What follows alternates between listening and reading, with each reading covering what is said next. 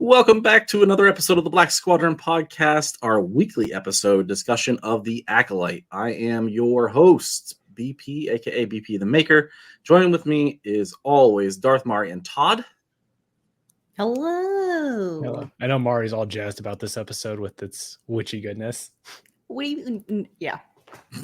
Why would I pretend otherwise? And for you, those of you listening on the podcast, we are joined by a very special guest from the Yap Sesh Podcast, Brooke, aka B Dazzler. Hello.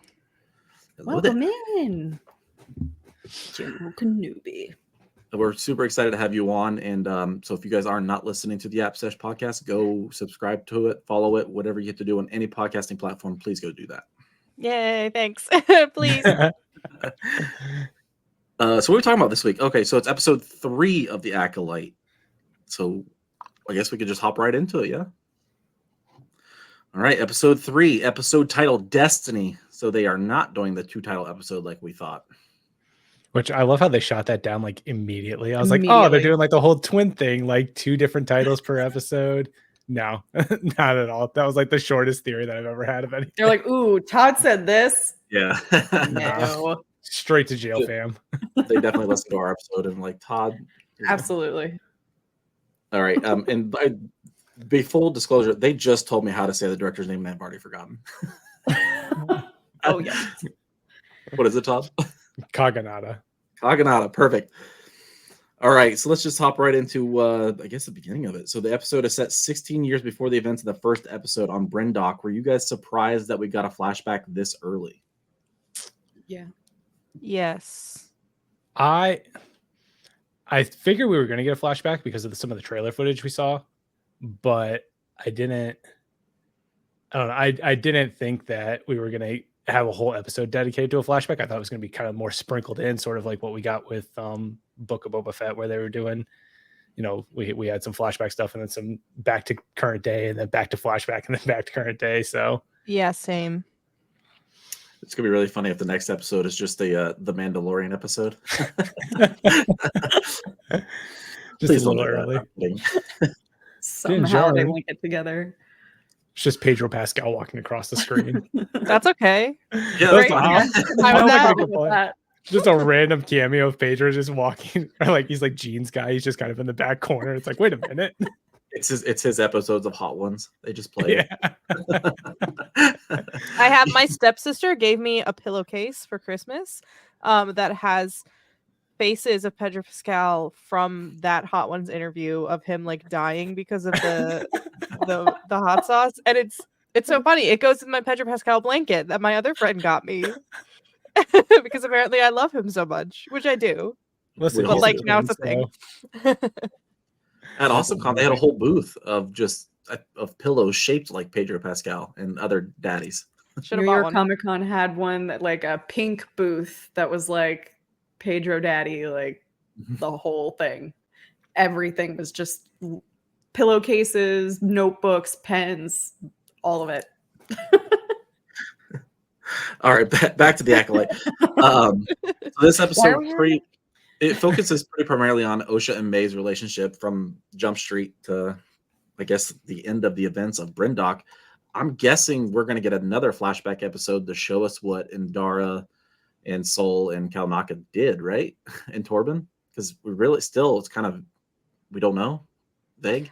I watched, I think it was a Screen Crush video. I love Screen Crush because they always do all the like little breakdowns and Easter egg videos. There is a Kurosawa film that is structured similarly, kind of like, and I've seen people on Twitter make connections or comparisons with The Last Jedi, how there are these flashbacks from 3 different perspectives. And it's the same deal. So I'm assuming that we're going to get another flashback, probably not as long, but I would assume at least of what happens with the fire, from maybe May's perspective, because the episode seems like it was framed mostly from Osha's perspective. And then I think we're going to get a perspective from the Jedi as well. I can definitely see that. I'm going to guess that when Torben was slightly taken over there by Mother Anissa, that's going to play into this because he obviously gets his face bashed in by Count Naka at some point. Assuming this is why, but I guess we'll find out. How many episodes do they tell us? Is there 8? It's 8, yeah. Okay, so we got Why? five to go. All right, so back to May and Osha. So, from every scene we get, you could tell they're pretty different, right? One has clearly got a bad streak, and one wants to be the best possible version of herself. It was weird at first, like when you see young Osha like sitting there and she's holding the creature, like it almost looks like she's starting to get like a darkness to her, and I was like, oh, do we have this totally backwards? And then no, I don't know. They're all right. I was so confused at first. Exactly. I love the tree they're sitting under. Is the leaves are it, or what she may use to make the poison for Tormund? Or I guess Chimera made to make the poison. I was like, okay, I see what you do in Star Wars with a little callback. That tree looked great, by the way. That whole scene looked really nice. That little alien that I don't know the name of looked really cool too. I know. I want one. I want one. All right. Next up, we meet Mother Anissa, played by Jodie Turner-Smith, and Mother Coral in their coven of witches. And at this point, you could hear a high-pitched squeal coming from somewhere in West Virginia, from Mari, and meeting all the witches or more witches in the Star Wars universe. What did you guys think of their relationship with the Force, or the thread, as they called it? I really like that we're getting more like different views of the Force from different aspects and different cultures. Like I think the way that we see the Night Sisters interacting with their dark magic in the Clone Wars is a super cool aspect of Star Wars. So the fact that we're getting another group of witches that in their relationship with the Force, I think is super cool. And I know I'm not super caught up on the High Republic, but I know that there's some aspects of it in other cultures that view the Force in different ways. And BP, you might know, and Brooke, obviously, I know you're a big High Republic fan, so you probably could speak way more on this. But I think, correct me if I'm wrong, but there's some groups that have kind of viewed the Force in different ways and had, you get different cultural views of the Force. So I think it's really cool that we're seeing that in live action as well, and not just the Jedi and the Sith and regular people who like Han Solo. That's like, oh, the Force is a goofy religion kind of thing. Yeah. Am I wrong that Thrawn's people also had a version of the Force that they used to like travel light speed? Mm-hmm. So it's not connected to like the same thing that they use with the Nihil in the High Republic, but it's like they have sight or whatever that they can use the Force. They don't call it the Force in the Chiss Ascendancy, but like they can use the Force to be able to direct like hyperspace channels. Like didn't they call it? Isn't it skywalking? I think, and that's why this isn't it. Thrawn Alliances is the one that has got we get the Clone Wars Anakin and young hot Thrawn and all that fun stuff. Yeah, and he's like, Skywalker. Interesting. Yeah. Interesting. Well. So next we get this scene where Mother Anissa is teaching the twins in front of everybody how to use the thread.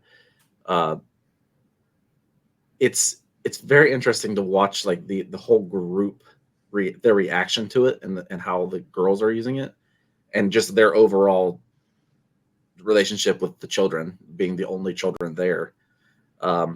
This has caused quite a bit of stir on the intranets in the last 12 hours, but how they were conceived, we still don't know, but half the internet decided they knew.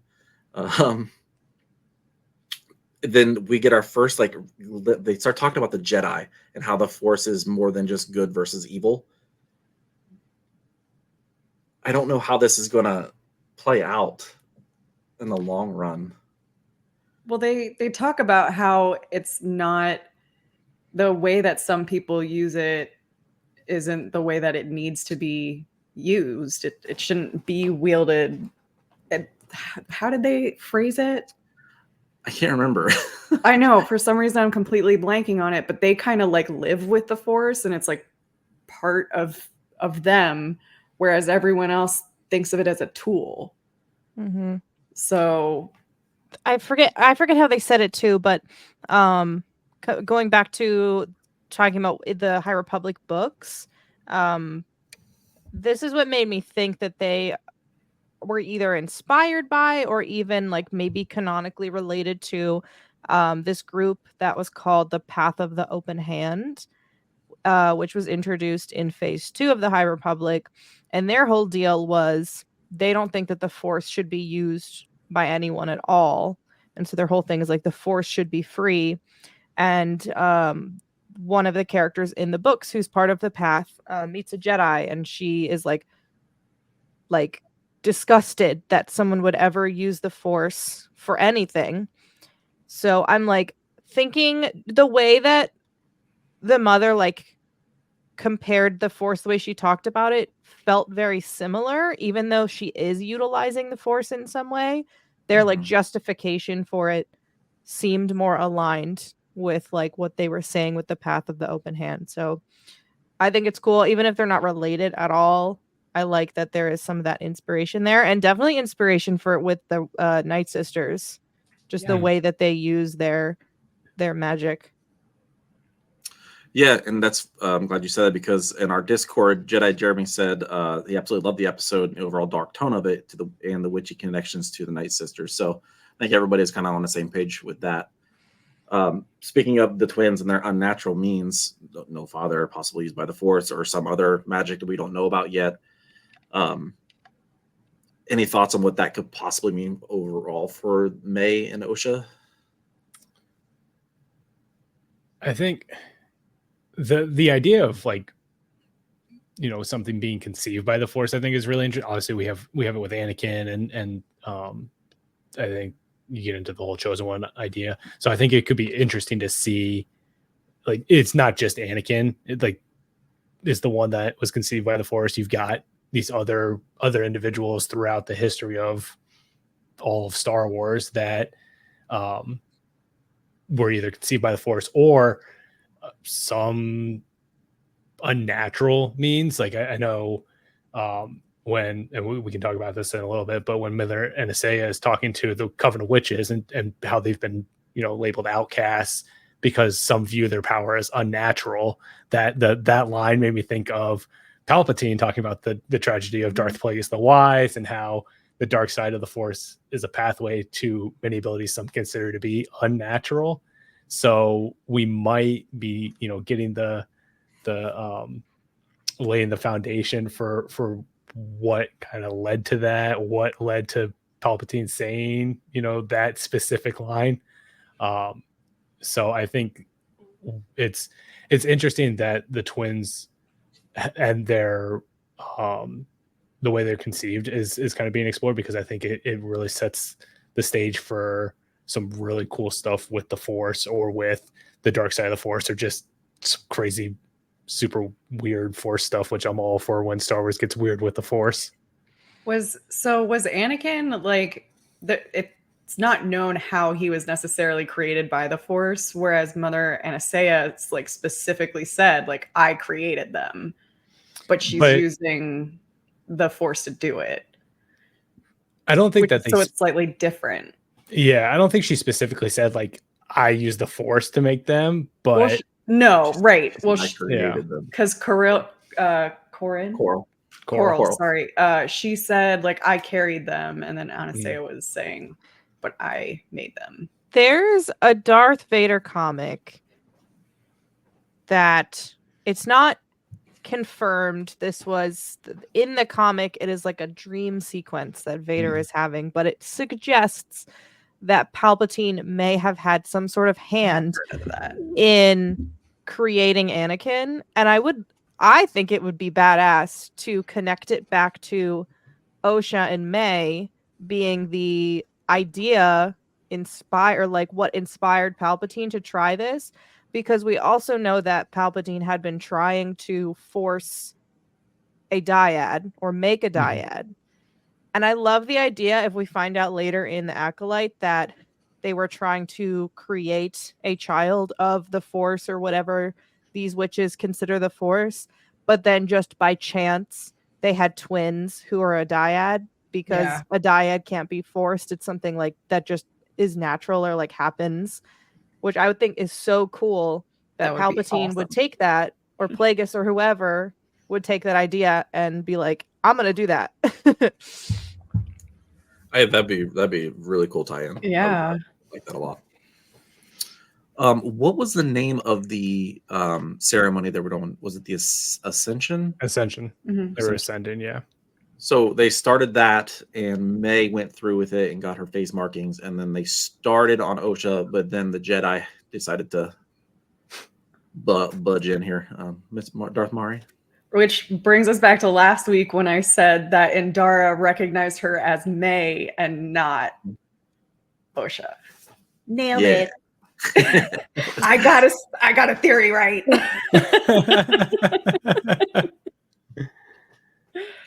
So Indara, Kalmeka, Torben, and Jedi Knight Saul walk on in, just literally like they own the place. And where are the children? There are no kids here. 2 seconds later, Kalmeka's like, there's a child right there.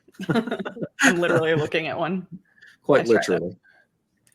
So essentially they're traveling planet to planet, hunting down Force-sensitive children. But this is new to us, I believe. They basically give the child the free will to decide if they want to leave with the Jedi or not. How much will does a child have, right? But still, so they're not just stealing children like we've thought for years, or we've been told for years. I guess that's a positive, a big win for the Jedi. Was a little hypocritical, however, when they were saying you can't be teaching children this different version of the Force and then immediately say, would you like to come with us and learn the Force? So come on, guys. It seems like it was outlawed that anyone was allowed to be training children in the Force unless it was a Jedi. In the Republic, and they immediately said we are not in the Republic. Coral was pretty adamant about that. Yeah. Well, and I think that's kind of a byproduct of the whole Republic Sith wars. Like the Sith wars is like they're like, yeah, no one else can. We can train Jedi, but you guys can't train Jedi anymore, kind of thing. We had a comment on this in our Discord. I'm pretty sure this username is Sid. So if it's not Sid, I'm sorry.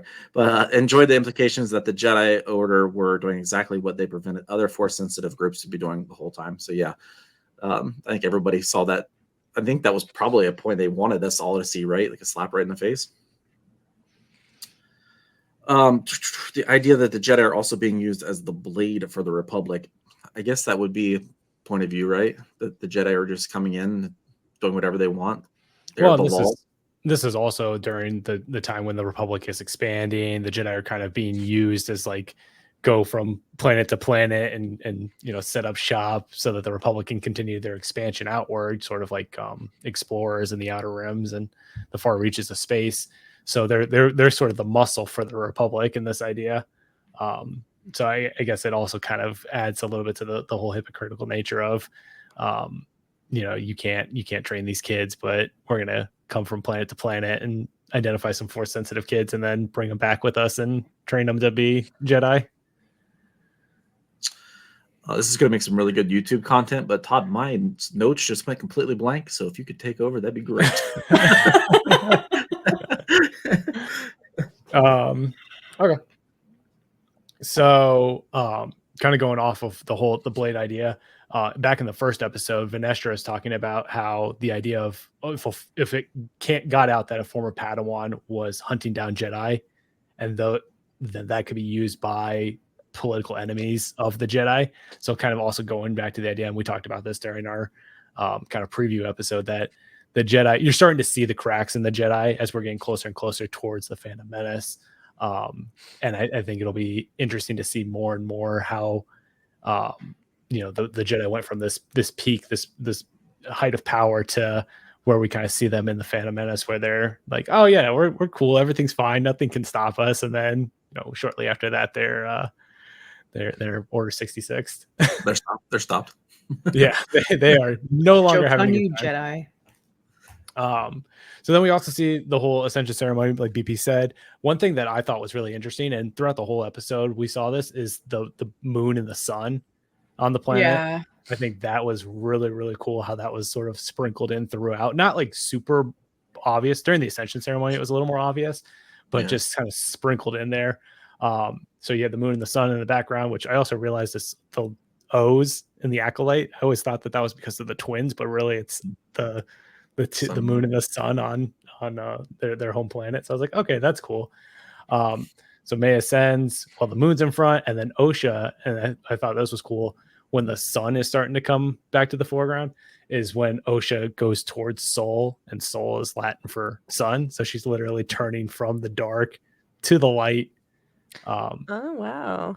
Yeah. I thought that was kind of interesting. And you know, as we see her, she's wanting to explore and kind of, she seems little bits throughout the whole episode that she's got this nicer side to her than May does, this kind of more caring, more compassionate side.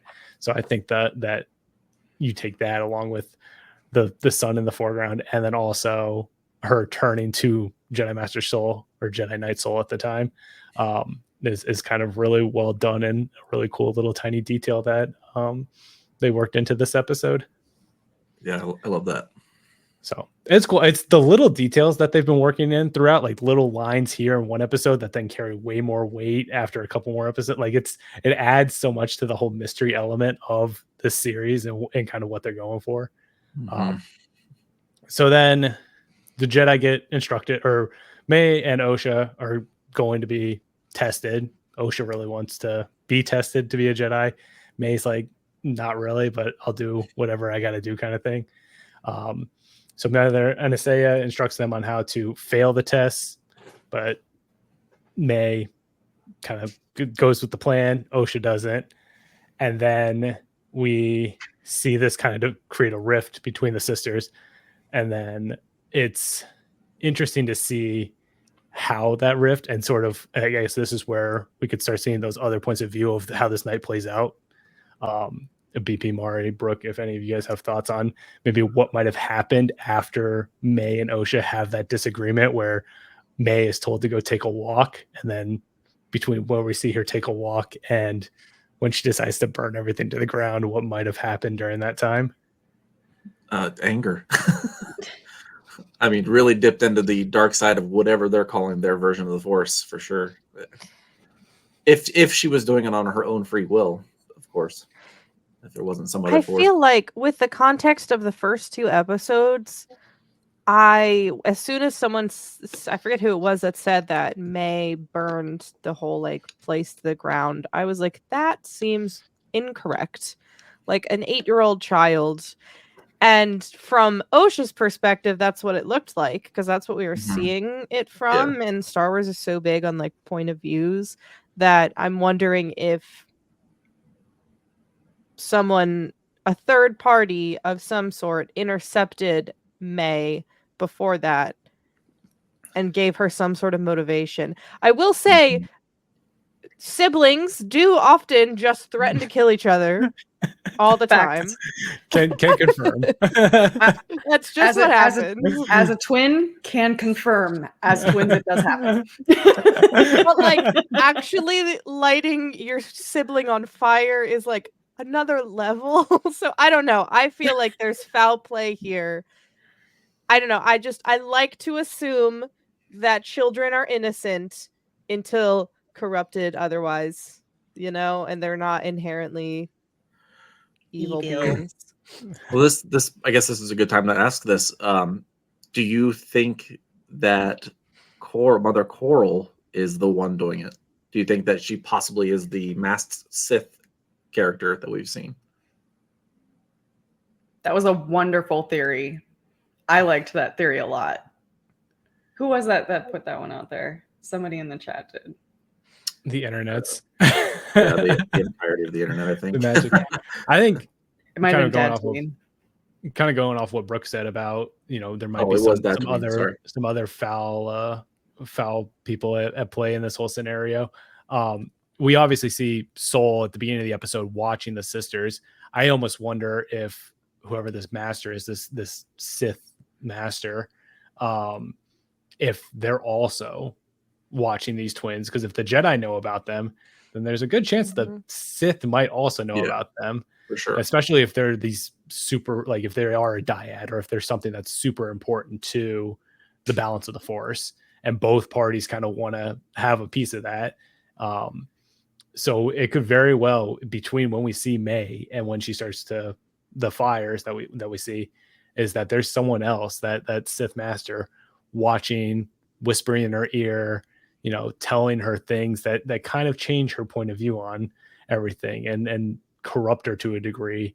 And then that's eventually where you see her go further and further down the dark side, just like Palpatine did with Anakin, where it's little things here, little things there. I mean, Palpatine had to learn it from somebody, and Plagueis had to learn it from somebody. So it would only make sense that, it's going further and further back of the Sith kind of whispering to get what they want. So I don't think that the place could actually burn to the ground, as it was a stone mountain. Good.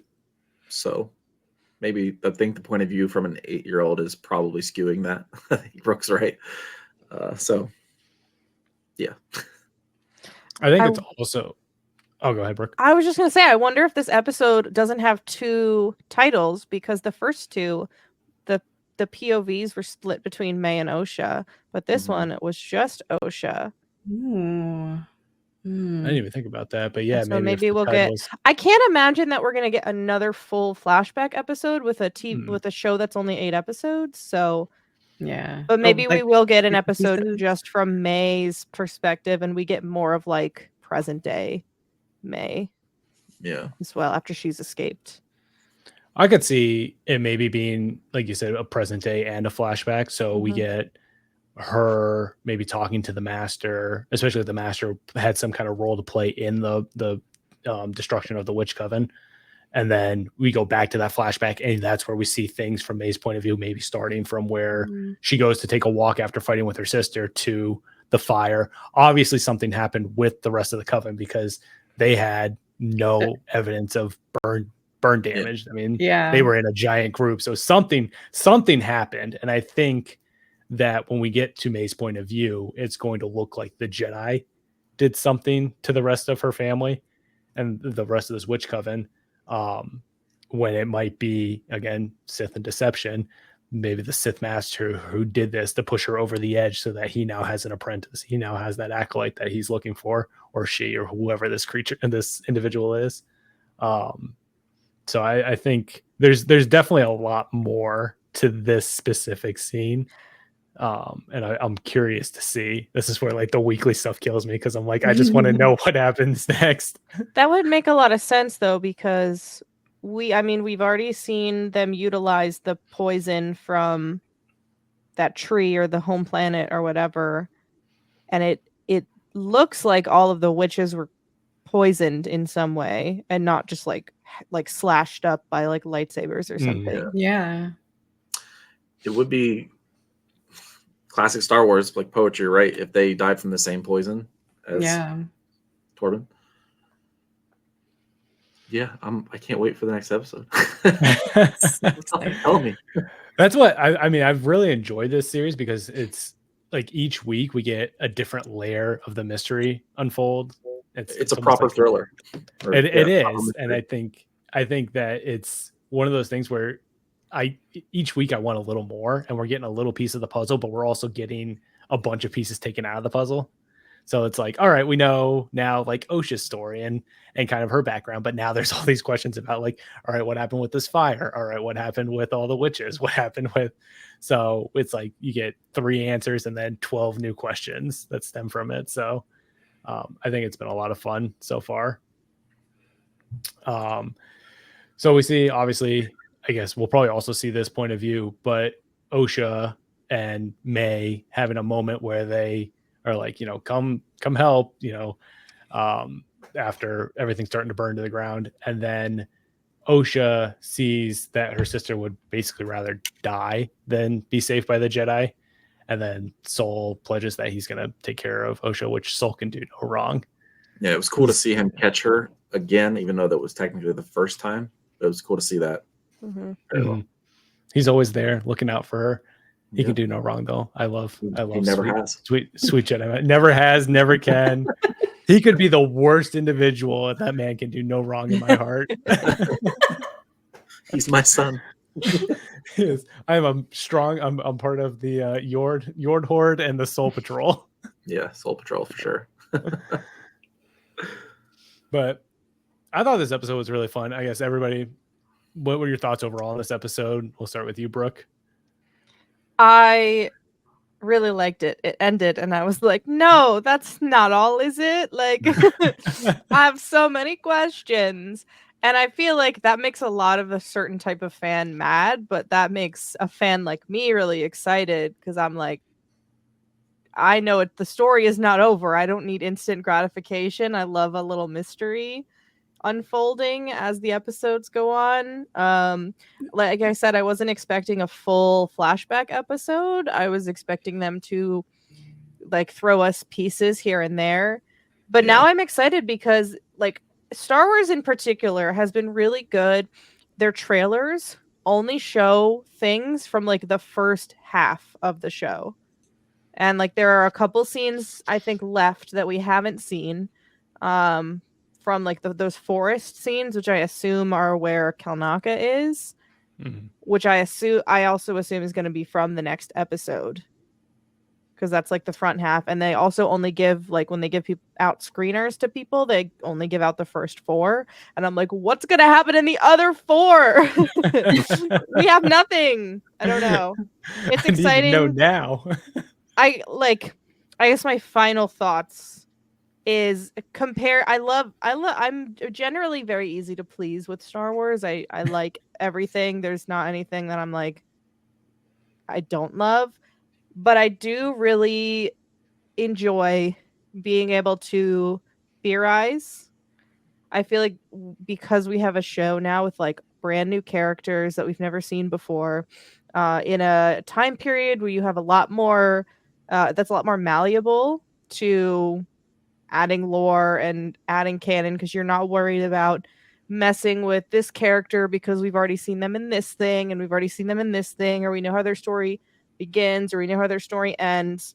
As much as I loved things like Ahsoka and Andor, I said this on our Yap Sesh podcast the other night. I loved Andor, but like I couldn't form thoughts beyond like, oh my god, it's so good.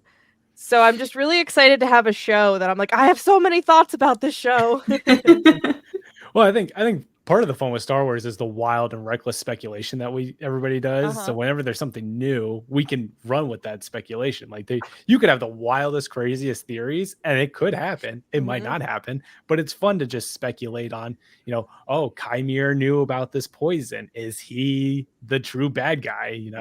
And because these are all unique and new characters, we know how Andor's story ends. We know how we do. Spoiler alert if you haven't seen Rogue One. We know how the Skywalker saga ends. Things like that. We know how they end. But with new characters, it's fun. It's new. It's fresh. And I think that's always something that's fun with Star Wars is whenever we're getting new, fresh storytelling, because the legacy characters are fun, but the new stuff is what keeps things going. Yeah, I mean, we're all obviously pretty deep into this, so it's really cool to not know where we're going or what's happening. It's a breath of fresh air. Well, and I feel like it's been a while since we've had a Star Wars story where like genuinely I feel like everybody's kind of just along for the ride. Like, we'll see where this goes. I have no idea what's going to happen next week or the week after that, and I'm just here for the good times and the vibes. I'm usually really bad about like coming up with theories and like trying to figure out where stuff is going. I don't really like it. I don't know why. It's just it's me just wanting to go with the flow and seeing where these creators are taking it themselves. But with this one, I have been having fun kind of trying to figure out where this character's story is going and what happened there. And so overall, I'm thrilled with how this is unfolding. And I sent a block of text in all caps lock to the group chat last night. It was just a rant about why this show is so short in length, episode wise, and like episode count wise. I'm really upset about it. I want more. There better be more. All right. If I guess we'll go through and do a quick rating. Brooke, 1 to 10, what would you rate this episode? Ooh. I really liked it, but I feel like the best is yet to come. So I don't want to rank it too high because I feel like the episodes we're going to see later are going to be even better. So I give it an 8. It's respectable. 7.5, 8. Yeah. Yeah. Darth Mari. I'm gonna full blast every single episode at a 10. Like, was it? We did episodes 1 and 2 last week, and Mario was like 10, 10, 10, 11. Like just full send. Yeah. I'm in for it. I was gonna say, BP, I know you were saying hopefully we'll still be friends. So what are your thoughts on 1 to 10 on what you would give this episode? I like the episode, so remember that. I'm really excited about where the show's going. I love that I don't know. Yes, BP. I'm giving this episode a 5. Ooh. Because right, we're gonna keep BP out now. Right? Can we put him in timeout? Listen, if the 4 Jedi never came into the screen, that could have been any sci-fi movie or show. That it didn't feel Star Wars at all because we don't know them and we didn't know the area they're in. That's not a bad thing, but just I was watching it and like quarter way through, I was like, this could be literally anything on the Sci-Fi Network right now. Not I think Star that's Wars. the beautiful thing of it, though. It's exactly. different than anything else. I said this on we did the first episode. What the things that I love about Star Wars, what was not in this episode. So for my ranking, that's why it's a 5 out of 10. It wasn't bad. I enjoyed it. I'll watch it again. It just 5 out of 10. That's fair. I was gonna say I think I'd put it somewhere around 8, 8.5, just because I love that we're getting deeper into the weird Force stuff. Because that's where I think all the fun is, especially when you hear what George Lucas had always wanted to do if he ever did more movies outside of the 6. Like he wanted to get into the midichlorians and kind of get all the weird crazy Force stuff, the stuff that we got in the Clone Wars about the Force related to the son and the daughter and the whole Mortis arc, and which I think that might even play into the series somehow, with the twins, one of them being a little darker, one of them being a little lighter. So maybe son and daughter manifestation stuff going on. So like I said, the speculation is I think part of the fun of the series.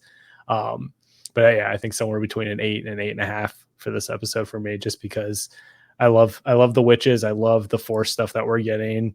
And I also like how we're seeing things from a different perspective when traditionally everything has always been kind of from the point of view of the Jedi or the Sith or, just random civilians in the Star Wars universe.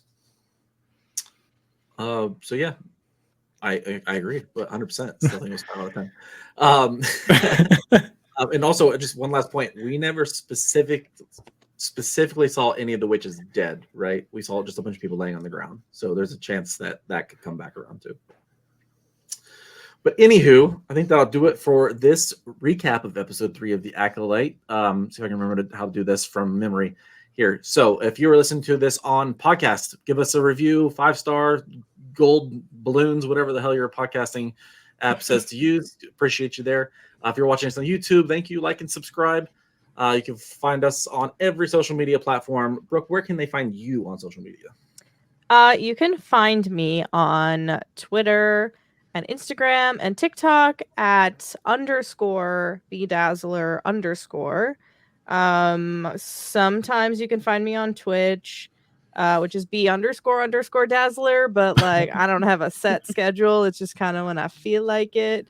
And then I have a podcast of my own with my friend Sawyer called Yap Sesh Podcast. You can find us. We talk about Star Wars, but we also talk about other nerdy things.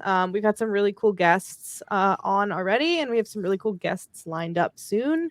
But we are on YouTube and Spotify. Shout out to Sawyer for following us on Twitter this morning. Nice. All right, Todd, Mari, where can they find you on social medias? You can find me on pretty much everything at this point. I think I could be wrong at Todd Knows Best, and it's the nose like the one on your face. And maybe one day I'll finally tell the story of how that username came to be. I'm Frosty Britches with a Z on pretty much everything. BP the Maker on every single platform possible.